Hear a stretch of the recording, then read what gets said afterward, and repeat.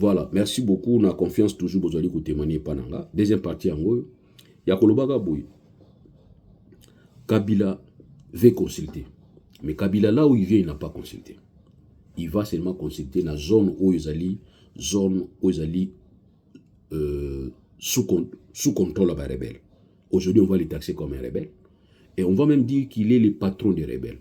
Ça aussi, c'est une erreur d'appréciation. Vous savez, Bananandaku, ce que nous avons bana bazo yiba bango ebele, nous avons preuve na muté lukwa muyibi na kati na bango. Et tant que nous avons kangi preuve ya muyibi na kati na bango te ko benga bango na muyibi te. Parce que bano to benga mingi miyibi ba kuma miyibi. Kabila, vous l'avez pas donné possibilité à se défendre. Et toi, Kabila, quand tu as été cité comme tel, tu aurais dit même envoyer même un document il y a défense. Parce que moi, pour moi, même ceux qui balinga qui n'a pas encore la immunité na yo au bango lobby na nyoso toroba qui ba comprendre qui n'a pas encore comprendre qui était peut-être au quoi tout possible au tinda ne fisque ata moi réplique na yo pour assurer toujours défense na yo. C'était aussi une façon de reconnaître l'institution yo moko obunda qui na 2018 pour ça la alternance. Parlons de l'alternance. Alternance vieux mende le lope na landa ki yo vieux yo na moni neti osenga kindoki. Yo ba pesa ote osenga yango. Parce que bateau ba pesa bango kindoki elongwaka. Mais bateau ba senga kindoki elongwaka te. Oui, boto na bato nyonso bato mystique ba oyebisa bino. Muto yo ba pesa kindoki ya ko pesa. Ba ko longola ngo parce que azaki conscient. Mais muto aluka kindoki. Pas bien na biso vie mende. Viemende une fois va se poser une question. Quand vous parlez de l'alternance, oui, ça met un article. Donc, il était même contre l'alternance tant que qui n'a Kabila. Donc, si ça ne dépendait que de Viemende, période où tu sais qu'il y a besoin de pouvoir. Parce qu'il s'est posé la question. Un intellectuel comme Viemende, alors que bin molbika alternance pour exigence sa constitution pour l'examen article ni nous parler ma alternance. Je me rappelle encore période où nous lui avons renvoyé l'exposé des motifs. Oui, vous savez que l'exposé des motifs d'une loi, l'exposé des motifs de la Constitution fait corps avec les lettres. Parce que derrière, dans une Constitution, dans une loi, il y a l'esprit et la lettre. Or, l'esprit est logé dans l'exposé des motifs. C'est là où on démontre les motivations. Ce que tel n'a qu'à exposer les motifs à la Constitution d'Abisso, c'est là où on va parler. Il y a une préoccupation majeure, il y a législateur. C'est-à-dire, qu'est-ce qui avait poussé les législateurs à article 1, tina 229. Ils ont mis logé dans le exposer des motifs. Tu réponds à Yves Mende, le vieux sorcier volontaire, tu réponds à qui est qui ils ont exposé des motifs comme préoccupation. Alors, si hier, Kabila a commencé par la première préoccupation, ti a quitté qui na préoccupation ya Souka, aujourd'hui, Kabila doit commencer par la préoccupation à Souka pour mataka malembe pour atteindre la première préoccupation. Listé en boy, première préoccupation, balobi boy. Les préoccupations majeures qui président à l'organisation de ces institutions sont les suivantes. On a décrit les institutions. Nous avons le président de la République, le Parlement, le gouvernement, les cours et tribunaux. Nous sommes en institution en boka. Législateur n'a qu'à exposer des motifs à l'objet tala ba préoccupation où il fallait et présider, c'est-à-dire ils ont na chapeau, ils ont au sommet. Il y a organisation, il y a institution. Première balobi assurer première préoccupation. Balobi assurer le fonctionnement harmonieux des institutions de l'État. Deuxième préoccupation, éviter les conflits. Troisième préoccupation, instaurer un état de droit. C'est ici, je vous dis toujours que l'instauration état de droit est un projet à société et à présidenté. Encore moins un parti politique. Mais il y a une préoccupation majeure, il y a législateur. C'est la recommandation. C'est l'exigence. Il y a législateur. Ou il y a qui en article comme vient bien dans l'article, à Tchaki on a qu'à exposer des motifs. Tout juriste a yebi qui exposer des motifs expliqua ko ba article ou toujours zonacé. Bon PC exposer des motifs après bolobinacé. Les partis ont convenu et arrêté ce qui suit des points au bandi sur article 1. C'est comme ça. So tel pem awapi ezali. Ezali ezawapi. Eza quelque part. Na préambule. Eza. Ils exposé des motifs nyonso. Nakati ya préambule eza. Nous, peuple congolais, unis par l'histoire autour. Eza nakati. Bino nde ba congolais boyi kotanga te. Bolingi te. Bolingi te congolais teti ya boyi kotanga. Réaffirmons notre droit inaliénable et imprescriptible de nous organiser librement, de développer notre vie politique, économique, sociale et culturelle selon notre génie propre. Conscients de nos responsabilités devant Dieu et la nation, Afrique et le monde, déclarons solennellement adopter la présente constitution. Après, c'est sur l'article bandi. Alors, troisième préoccupation. Quatrième, contrer toute tentative de dérive dictatoriale. Garantir la bonne gouvernance, lutter contre l'impunité, assurer l'alternance démocratique. Donc, Kabila Banda qui a likolo, en 2002, tango bandi kubanda ba démarche wana 2002, bakena 2003, wana constitution ono ni salama kité. Mais tout ça il a lancé wana. Ya kusanyisa ba congolais, ya kuzala ensemble, soko talia au mona ke matériel volonté politique exprimée par les partis. Voilà. Donc ça dit so tel gars exposer des motifs dans la préambule, tu vas comprendre les soucis à la Guinée. Maintenant on dit que tout bandamona c'est tout bandisco combattre. Donc Kabila devrait faire quoi? Nous devons assurer l'alternance démocratique. C'est ce qu'ils devraient faire en 2018 et qu'ils n'ont pas fait. Parce que l'alternance politique, alternance démocratique, aussi en 2018, ils ont qui biaisé, ils ont qui vraiment liberté, ils ont qui orchestré, ils ont qui boutiqué, ils ont qui vérité. Mais cette fois-ci, tout qui est dans la logique, il y a vraie alternance. Mais pour qu'il y ait une vraie logique alternance, nous devons organiser des élections libres et transparentes. Et lesquelles élections, on ne doit pas mettre nos amis, nos frères à nous. Ok, on ne doit pas mettre nos amis, nos frères à nous. Mais tant que tu as dit que, oh non, le président de l'Assemblée, président Nini, président Sénat, président, tout ce qui est bien, tout ce qui est bien fort. Dans la poste clé, il y a une organisation qui a une élection. La poste clé, président, il y a cour constitutionnel. Ministre, il y a intérieur, parce qu'en réalité, c'est le ministre intérieur qui doit organiser des élections dans un état où il y a une stabilité. Mais pas dans le boyaki, pourquoi? Parce que tout ça dans le pays, il y a un post-guerre et puis un post-conflit. Conflit, confiance, c'est ainsi que nous avons donné à une commission indépendante. Le président de la commission indépendante, on a joué un rôle clair pour organiser l'élection. Ok? Bon, beaucoup de temps. Place Mbongo, il faut outa. Mbongo, Bissika, il faut outa. Pour organiser des élections. Bissika Mbongo, il faut bima. Ministre des Affaires étrangères. Donc ça dit, quand vous voyez que ça, vous allez vous rendre compte qu'il y a un problème, il y a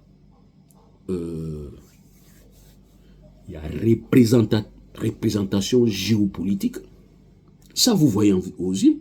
Il ne faut pas prendre des postes. Pas poste, pas poste, oui, ça va poste d'apparence. Mais derrière ces postes. Donc, on a tout le temps, tôt ou tard, tribaliste Pamba, mais moi-même, je suis là. J'ai toujours dit, j'avais un cabinet. Le cabinet, il faut voir. Ceux qui n'ont pas de nakati, il n'était pas 20%. Nakati a cabinet, 20% de nakati. Et puis, nakati nakati, bazali toujours net na rôle moko. Et il y avait une tribu qui était trop majoritaire. Donc, pour dire que ça donne l'impression par mon temps un peu dégagé. N'a pas soupçon. Parce qu'on peut toujours vous soupçonner ce qu'on fait, on les porte. Mais ceux qui portent, il y a aucun moment. Pourquoi on soupçonne les ceux qui peuvent aucun porte nos biens. Faut que à mouillibité à Ibio. Mais faut que à yo à disposition. Pour mouiller, nous sommes à Azoli Gana, à mon porte au fond, à côté, à Ibi. otune mo koti na kati nde yo na mona na porta au fond na koti na nga donc c'est qu'il faut ya muyibi te muyibi osala musala na ye mais yo peut faut sala mayele na ya ko bomba ndako na donc voilà donc pour dire que so bandi ko kita banda na première préoccupation tina suka et so bandi ko mata banda na dernière préoccupation tina premier vous sentez qu'ils ont gardé toujours harmonie moko c'est ce qu'ils devront faire.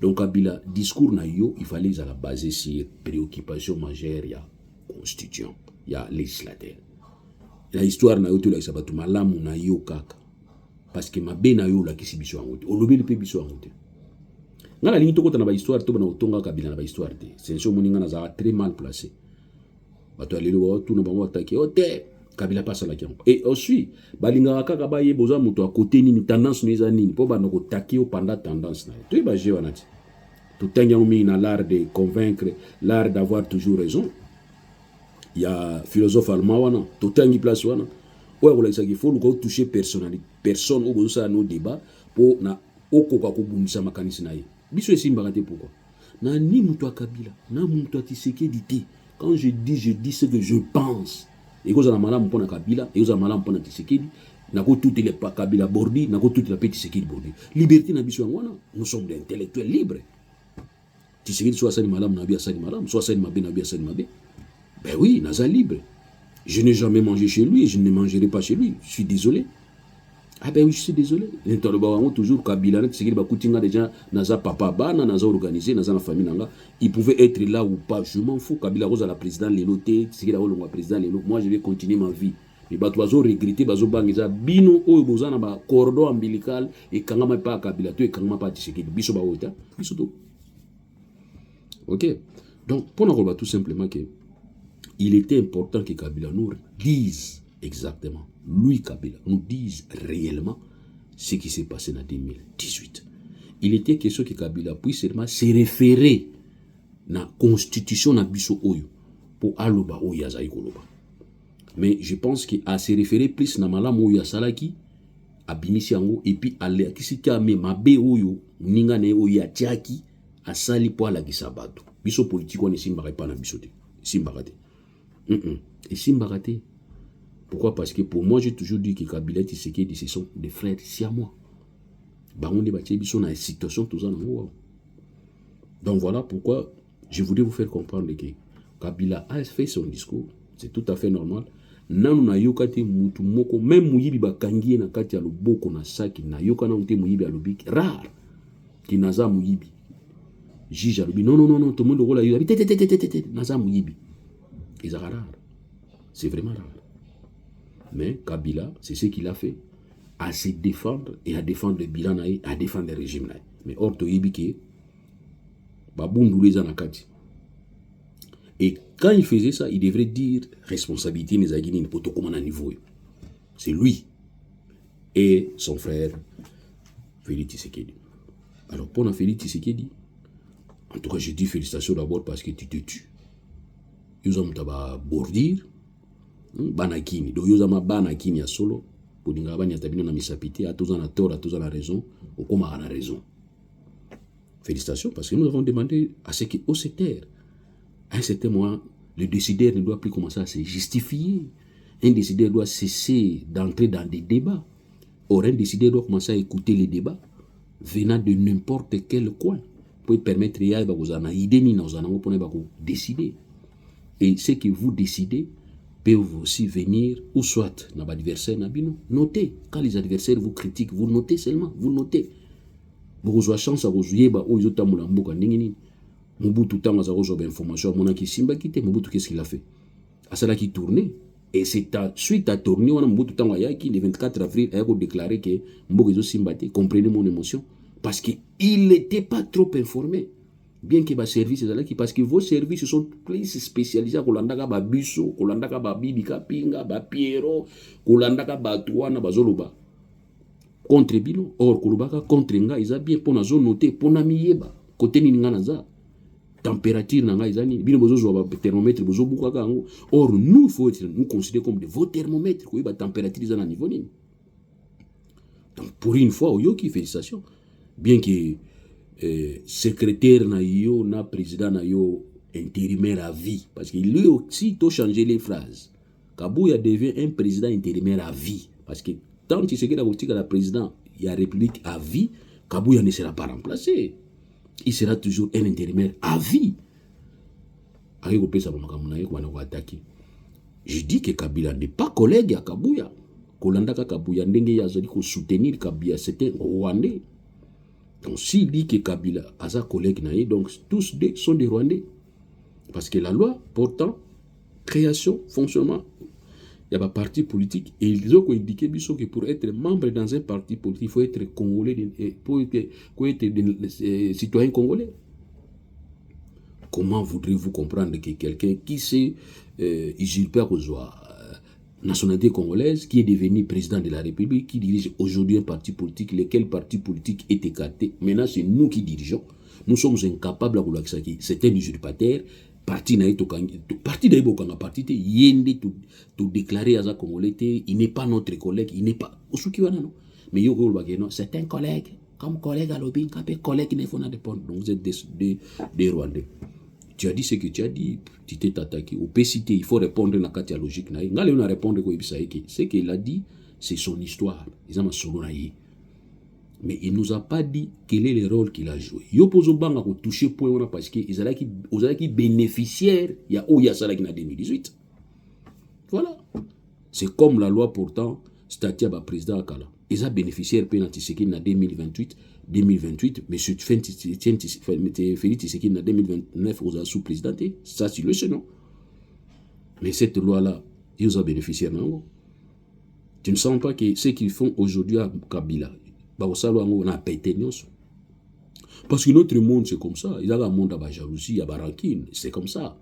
Au Seigneur m'a dit, écoutez, moi je ne suis pas Jésus-Christ. Eh bien, il me demande de les suivre. Hein. Il sait pourquoi il me dit de les suivre. Donc, si j'étais lui, il n'allait pas me dire de les suivre parce que je serais lui et avec. Parce que c'est ce qu'il a dit à même n'a pas à Philippe. Depuis que je suis avec toi, tu n'as jamais vu le Père. Le Père est en moi et moi je suis dans le Père. Moi, je n'ai jamais été en Jésus-Christ. Jésus me demande de les suivre. Donc, ça dit, Nalanda Yending a se comporter. Nani wa sa beta na gauche, à na droite. Nalani moi c'est pasteur Koutino. Madame, bossa la misala mususu, botika magamanzambe. Magamanzambe eza babenga ngo eza sacrifice. Eh mais oui.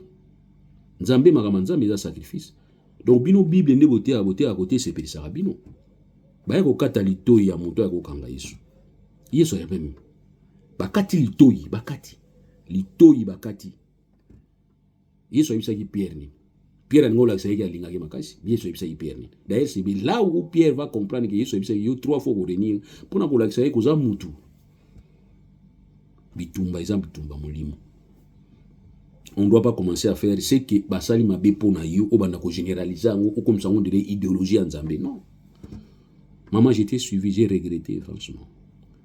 Bon, j'ai posé la question. So il est le Kabila lobi qui n'a besoin qu'il l'église moko pona tout bien ma sumu na salaki. Aye pa na yo. Avec cette rancœur oyo zalango. Maman. Boyamba Yesu. Babati Sabino. Franchement, moi je veux dire na bana otea na basali ya Nzambe. Na bana otea rabino. Boyamba Yesu. Ma luba obino yebisa ba tumsusu bo vivre ngona ba vie na bino bino moko. Père, pardonne-leur parce que c'est ce qui devrait sortir de vos bouches malgré au basala qui pas ba vieux Koutino. Et quand vous allez évoquer ça, il faut évoquer comme histoire ba ki biso nzamba sala ki sa biso ki toso kenda déjà na niveau mususu ko comprendre. To limbisa batu nyonso. Kabila n'est pas un exemple. Kabila, franchement, c'est le vrai problème à Congo, c'est Kabila. Mais quand je dis ça en tant qu'un acteur politique. Mais s'il faudrait que je le dise en tant qu'un pasteur, pas comme Moukouna, pas comme le vieux nanga na mikolo, vieux betemo muke, virgule vieux nanga kanda.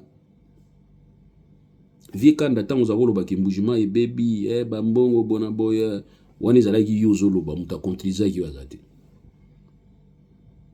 Mais ce que tu as vu, c'est ce que tu as parlé, c'est normal. Moi je pense que esa liberté na yo akoloba o yoloba ki période wana via regretter ki alobi ke bino boya kaka kokosa bato ambujima bazo souffrir bato ya Kasai bazo souffrir vie alobaki yango nalandaka vie nayokelaka vie ma c'est ainsi nga nalobaka toujours que peuple Kasai bazo souffrir makasi bazo mériter ote banda tango Mobutu ce peuple a été taxé indexé comme opposant parce que Etienne Tshisekedi azaki Kasayen peuple on a souffri ba diamant biloko ebele bazaki nango fallait mboko wana ba province on ezala développer Mobutu a bloqué bango Moussa yé qui pétait Kabila yé kutu inutile mais encore bazui chance à rejoindre un Kasayen rien. J'ai suivi un reportage à Bibi Kapinga où j'ai vu des gens manger des souris et des foufous. J'ai regretté, j'ai suivi ba école ba ino ça même na Bupompa ba l'exi école ba l'exi nanda ko ya papa vie Etienne ya nani. J'ai regretté. Alors peuple a souffert aujourd'hui peuple a victime il y a malentendu aujourd'hui entre les politiciens. Pour nous atteindre Tshisekedi il faut passer par les balouba. C'est pas normal. Et bino balouba faut changer langage. Quand il faut dire la vérité, il faut dire la vérité. Quand il faut reprocher, il faut reprocher. Nous autres, Bissobaoui, Congo, vous avez suivi notre vieux Mondansemi. Mondansemi, le défunt paix à son âme, va dire que Congo central, il n'avait pas tort. C'était aussi une réalité. Congo central, ba cadre dirigeant, ba responsabilité, ils ont confié à l'école Moussoussou, et on a ba non ne Congo nous ba kita.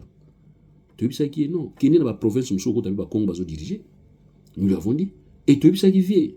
Ce que lui ba ne Congo nyonso. O baza ba non ne Congo ba bima vie ba ndeko no ba Congo ba boti mingi na ba ekolo mususu ba ndeko no ba Congo ya basi ba bali ba na ba ekolo mususu ba boti bana ba mususu bazali awa. Moi je connais des gens na Congo central wana je connais comme un ami à moi na Pesio Mbote Luki na Pesio un grand journaliste na Congo central na Matadi aibi ki yombe memuluba ki yomba aibi yango ki toko d'ailleurs utalikinga ko ebaki ki Congo po ya chaka ba mwa makasi na ki Congo nebi moko lususu na mwanda na imo leki nanga na otanga kombonote un grand journaliste parce que journaliste na mwanda ami ibi moko ami ibi muluba me makasi na balangi yeta ebi ki solongo ki woyo ayebi yango ntande on aime ça que non za il faut qu'il ait. Non, il est plus que mon Congo les gars kutunga.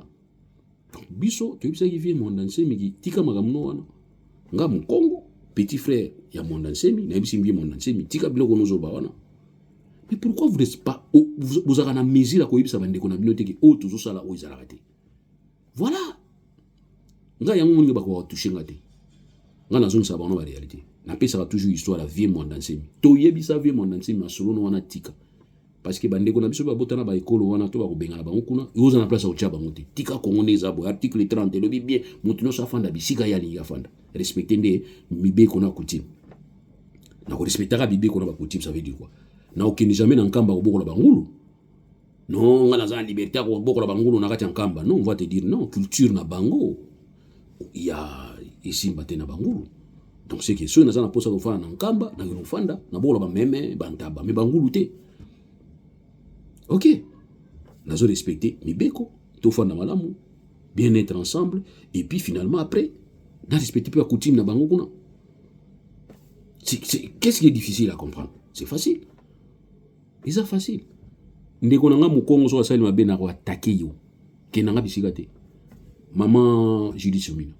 Na moni bato ebele baza pemeni ba pire camarade nanga ye moko mukongo lokolanga mais na lwa na vérité maman zo sala loko te mère akabulaka te na café na kati ya conseil des ministres parce que mutamba ko commissaire zoba yo kake sula muyibite mutamba ko benga e karabate lobi na ngona tongo olongwe musala na longoli yo eh oui j'écris une lettre officielle et pas chef de l'État na ko la kutute. Parce que Balobi, c'est le premier ministre qui propose, n'a proposé par chef d'État. C'est-à-dire, il y a faut yébaki, à tout faire un gouvernement oyo. Nous avons fait un président de la République. Et le président de la République, nous avons fait un conflit. Eh oui, nous avons fait un conflit dans la première présidence. Pour le président, nous avons fait le président de la République, nous avons fait le premier ministre. On dit que le premier ministre est nommé par le président, mais le premier ministre est choisi par le Parlement. Je peux créer. Est-ce que le président Zoïba Lelo qui va créer tension au Makashi dans le gouvernement peut Lelo rebelle à profiter? Elle ne peut pas dire qu'attention, il ne peut pas rappeler tout le monde à l'ordre. Même dans son propre parti politique, il ne peut pas rappeler tout le monde à l'ordre. Pour dire que l'État n'est pas indiqué pour la bêtise. Et je n'ai pas besoin de ça. Mais le doit secrétaire général. Déo, doit secrétaire général, Augustin. Nakati IDPS. Le doit ministre de la justice. Azo manqué respect après ministre.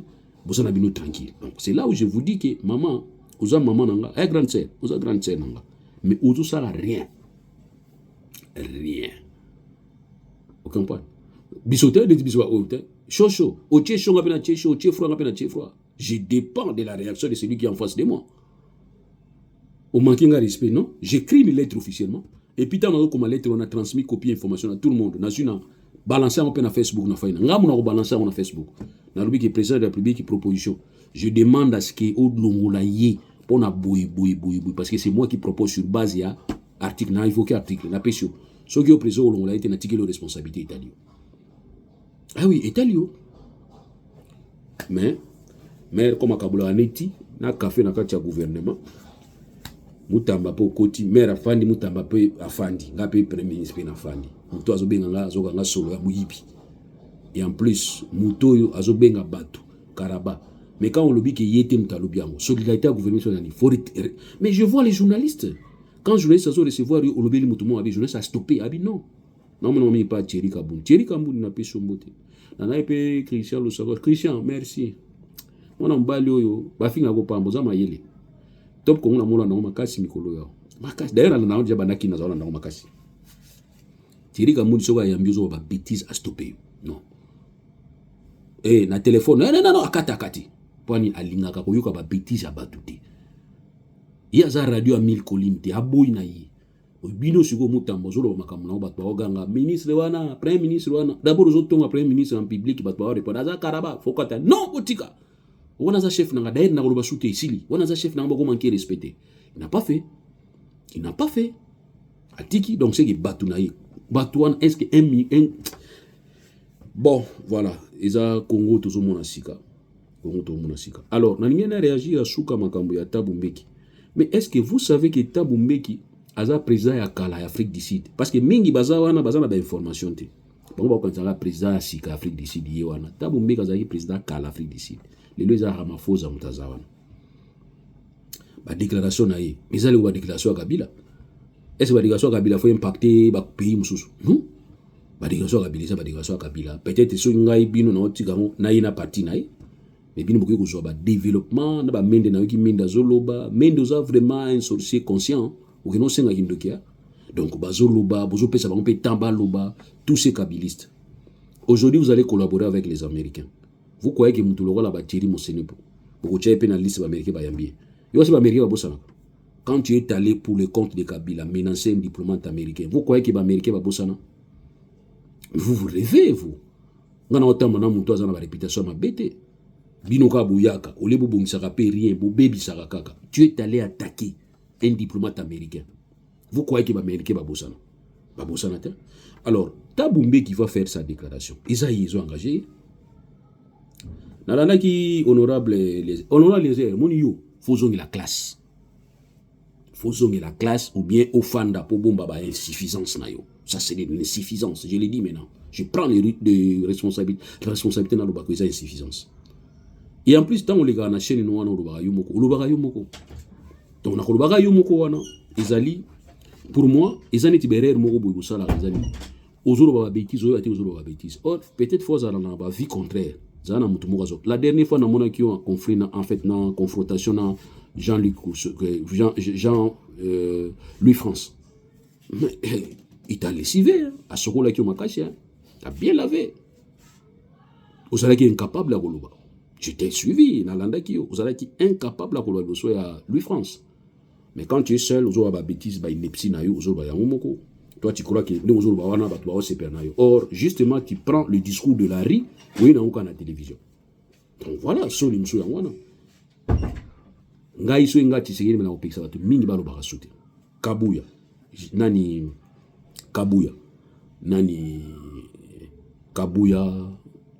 comment il s'appelle? Kabuya interdit, Eliezer interdit, Bamusenepo, Bamendi interdit, Bamouyaya interdit, Bolo Basouté. Bofanda Kinyan. Parce qu'on ne peut pas être au même moment en guerre contre le Rwanda et au même moment sur une table de négociation. On doit choisir ce que nous voulons. Faut yeba obisotolingi. Ukraine na Russie bazana guerre. Ukraine a sengi d'ailleurs mikolo Russie ba fanda basola. Réponse nini Poutine a tingeli. Poutine a dit jamais na ofana na yo. Na ofana na yo to solate. Ça dit bazo continuer option à guerre. Mais au abiso ça dit tout celui qui va déclarer être favorable na Kagame, favorable pas à Kabila, favorable pas à Kone Nanga, pour défendre Oyo Bango Bazomona Lokola Maram pour Bango, il devient l'homme à battre. Mais au même moment, c'est le gouvernement qui parle avec eux. Na canal au créé, canal au créé.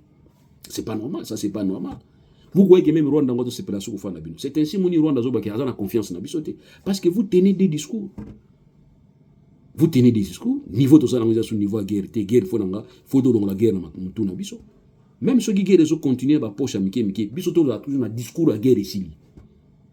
Ceux qui perdent réellement la guerre ici là. Ou bien faut tous un discours à guerre et continue. Au fond la solo organisation.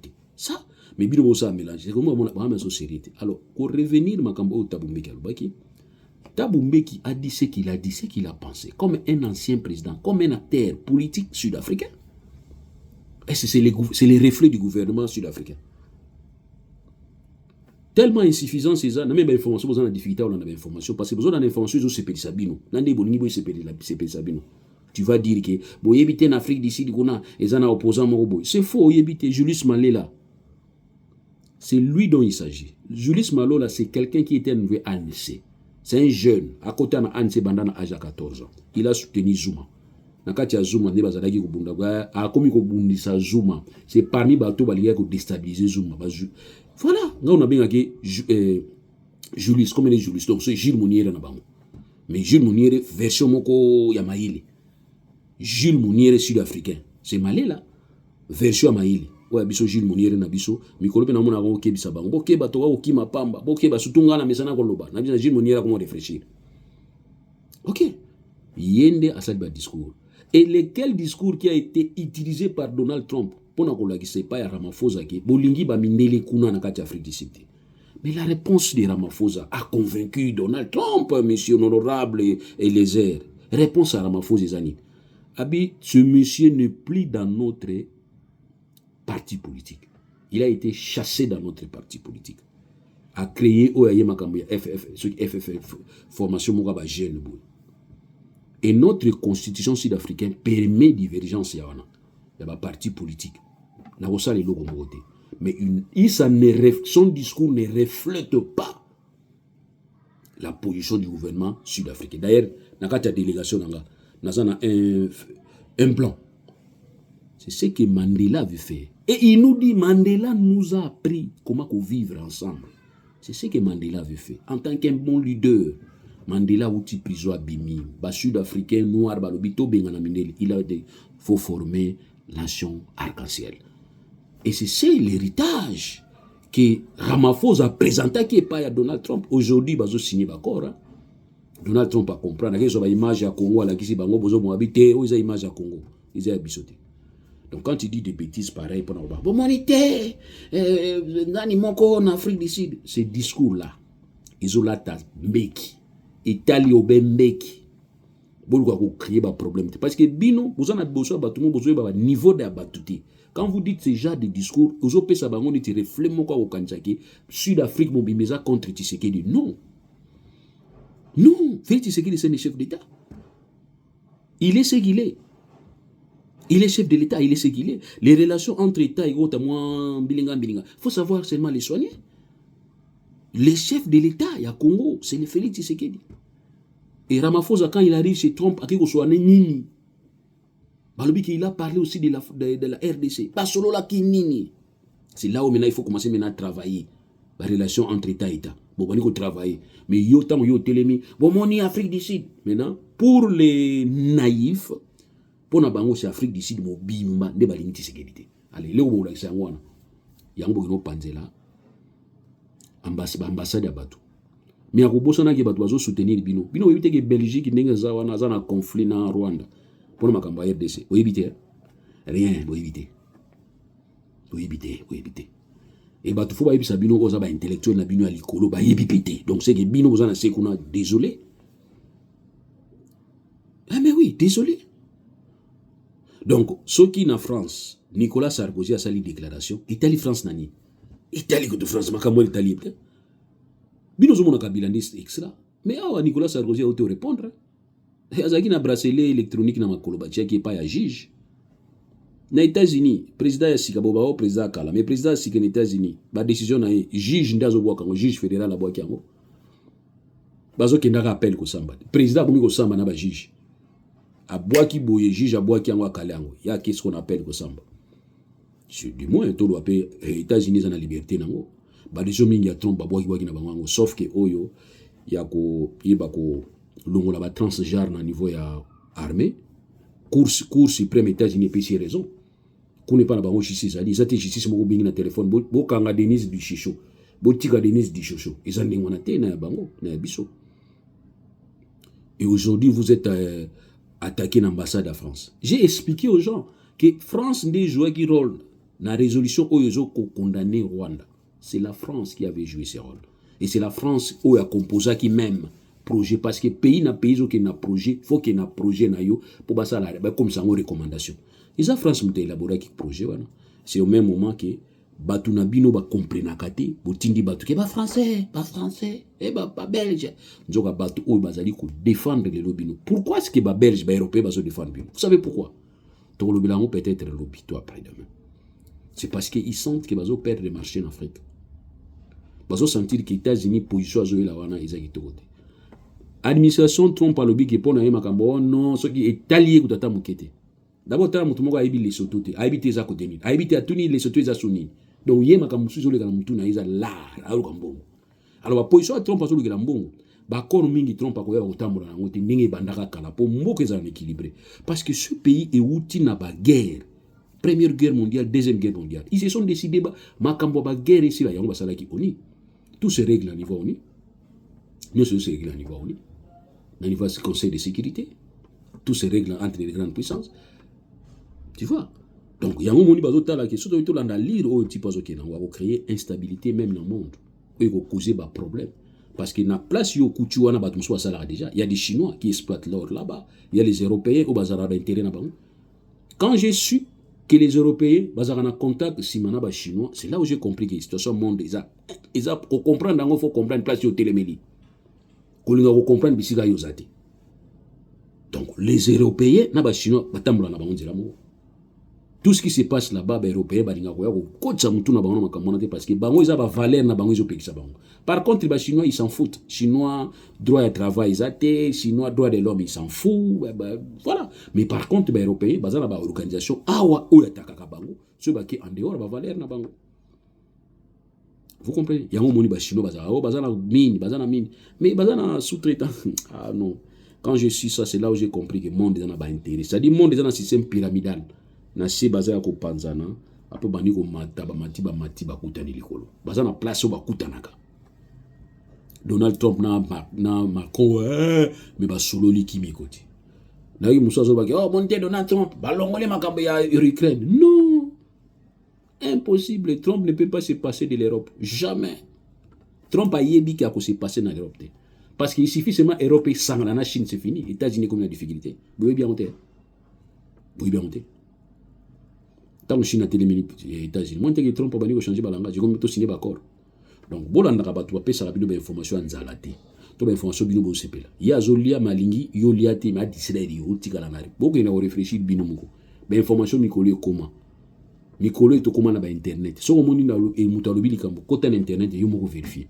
Donc quand Eliezer ko yusa bino ke Tabu Mbeki alobi boy s'engage que Tabu Mbeki tout ce que Tabu Mbeki a dit Tabu Mbeki tali bisota. Et tu si Tabu Mbeki soit défendre Kabila nde ba vivre na kala et talié ils a droit na yé. Mais non en tant que Sud-Afrique, non en tant que pays comme Afrique. Et les déclarations à Moutou faisaient liées pas à Moutou, non et pas à tout un peuple, non. Voilà ce que moi je pouvais vous dire maintenant. Koyib Sabino ke Kabila bi azo consulter. Potika Kabila consulter. C'est azo consulter groupe na yé. Mais biso de ki Kabila na consulter biso te. Mais ce Kabila consulter biso, to tangisa article 64. donc autant il sera là, article 64. Article 64 lobby, article 64. Article 64 lobby. Tout Congolais a le devoir de faire échec à tout individu ou groupe d'individus qui prend le pouvoir par la force ou qui l'exerce en violation des dispositions de la présente Constitution. Donc, ça veut dire, on a dit à tout Congolais, on a un devoir, il y a qu'on s'opposer contre un individu ou un groupe d'individus au pouvoir dans ya mabe. Cet article, c'est là la recherche dans ça, c'est comme si c'est seule la RDC qui en dispose. C'est comme si, c'est comme si c'est la seule RDC qui en dispose. Article 1. Et cet article est très complexe. Il faut comprendre qu'il faut être libre d'esprit. Si vous êtes libre d'esprit, vous comprenez. Ici, il s'attaque contre ceux qui veulent prendre le pouvoir, comme Bananga, Joseph Kabila, et ceux qui veulent conserver le pouvoir, bien, en violation des dispositions de la présente Constitution. Donc, il suffit seulement que Félix Tshisekedi, ou que la Constitution n'a pas été, ils ont outrage. Aux autres temps, la violation de la Constitution. Donc, il faut concerner l'article 64. Vous voyez, ils ont le seul article où ils ont la Constitution, ils ont créé controverse. Ils ont fait ça devoir sacré. Et pas à Moutou Nyonso. Donc, au ça, l'échec, encore, c'est une autre notion qu'il faut développer. Comment faire échec à quelqu'un? On peut faire échec à quelqu'un par rapport à la force que nous disposer, par rapport à l'état où nous avons anéantir. Donc, ça veut dire quoi? Ça veut tout simplement dire que s'il faut faire échec à quelqu'un, pouvoir je pense que ça, l'échec n'a habité. Donc, il faut que tu sois dans le droit international, humanitaire et lobby. Un adversaire l'est, soit désarmé. Mais quand tu vois quelqu'un qui a un objectif militaire, il est toujours la cible. Donc, Nanga peut devenir cible pour tout Congolais. Pouvoir, constitution prévoir. Parce que pendant qu'on soit pouvoir, la constitution prévoir les élections. Toujours se comprendre. Et en plus, on a exercer en violation. Tu sais qu'il a déjà violé la Constitution. Du moment où tu vas dire que cette Constitution a été élaborée par des étrangers, cette Constitution, il faut la changer en gros. C'est que au commis rebelle autant que Nanga. Vous comprenez? Et il faut soit et toute tentative de renversement du pouvoir du régime constitutionnel constitue une infraction imprescriptible contre la nation et l'État. Renversement, il y a un régime constitutionnel et mais il y a un régime, et ce régime est décrit par la Constitution. Institution bien établie. Toutes ces institutions sont déjà élaborées. Il y a pour renverser c'est imprescriptible. Régime constitutionnel aux années. Régime qui s'appelle prescrit à la Constitution. Quand la Constitution vous dit qu'un article 217 qu'il y a traité, il faut ça c'est une façon aussi de marcher en violation avec le régime. Parce qu'à placer le régime dans le domaine, il faut que vous touchez. Si vous avez un élément à battre, il faut tout faire un échec. Moi, on a tout faire un échec, il faut interpeller. Devoir de faire l'échec. Faire l'échec, c'est prenez-vous en charge. Tant que vous prenez-vous en charge, vous comprendre que vous avez. Mais moi, je ne peux pas me permettre de dire que déranger dans la balabala, bakuluna, bossara bango boy. Ils ont bien été, ils ont incité à commettre des actes bien été. Mais quand on vous dit prenez-vous en charge, n'a qu'à une explication ça pour comprendre. Donc, na CA entre 64 et 65 espace izali. Bako ipe ko bagisa na C. Oyo nyonso akosa l'échec contre un individu et un groupe d'individus au baza ko exercer pouvoir na ndenge ya malamu te akoma président. Mais batiaki ya moté. Donc Kabila, Nanga, ne croyez pas que ce que vous faites là, c'est pour devenir demain des présidents. Oyo Mouza Salaki Bisso na Lubumbashi, il a aussi déclaré devenir président sur base ya accord, ya AFDEL, ne passera pas pour la deuxième fois. Merci beaucoup pour s'abonner, Bélé.